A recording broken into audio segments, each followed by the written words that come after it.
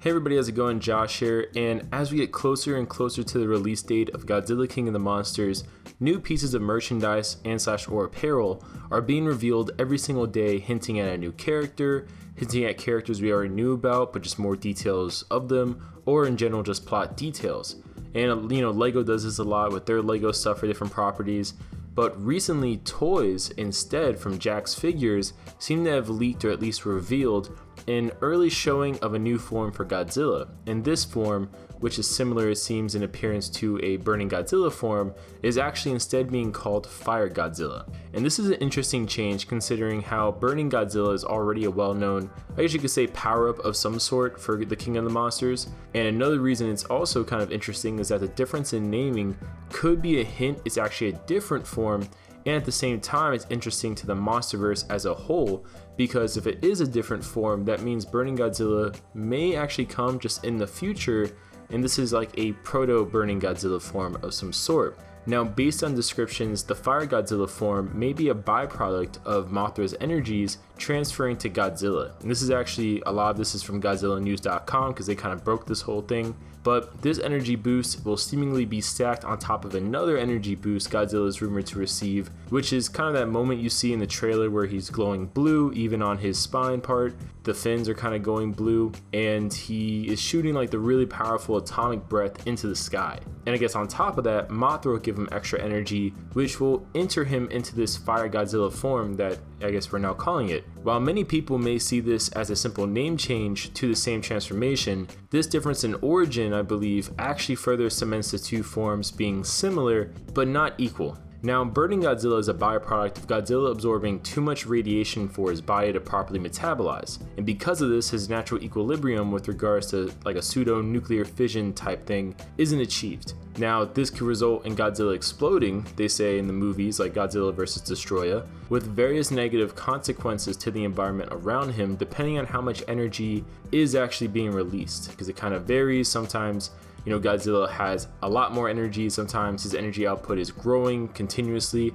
It kind of depends on that. They said it could be so bad that the whole world is basically destroyed, but in some instances it's not necessarily that harsh from the get-go, but it's a theoretical how bad it could be. And the reason this could be so detrimental to the world is that, like I said before, inside Godzilla they kind of describe it as a nuclear fission type ordeal. So, as you can imagine, that type of radiation in a nuclear bomb style being basically released is not good for anything. Everything we know so far of Fire Godzilla so far has no indication he will or would explode if left unchecked, because for Burning Godzilla, they had to go through some extraordinary means to kind of cool the guy down. For Fire Godzilla, so far, between people that have seen the movie early and people that just kind of give tips here and there about details of the movie, there's been no comment about Godzilla needing to be calmed down in some way, so to speak, whether through a cooling agent or just necessarily any other mean, or he would explode. Nothing about that has come up, so it kind of makes it sound like this new form is different, because Godzilla is said to potentially just have some new abilities that coincide with the new form, but nothing, like I said before, with regards to combustion that would result in him exploding down the line or in that immediate time period. Now, if these forms are actually different, it could be used as a bridge to introduce a more accurate Burning Godzilla down the line. And this could be a really interesting way for them to end the franchise. I doubt they would actually end the monsterverse version of Godzilla by having him literally explode. That'd be kind of,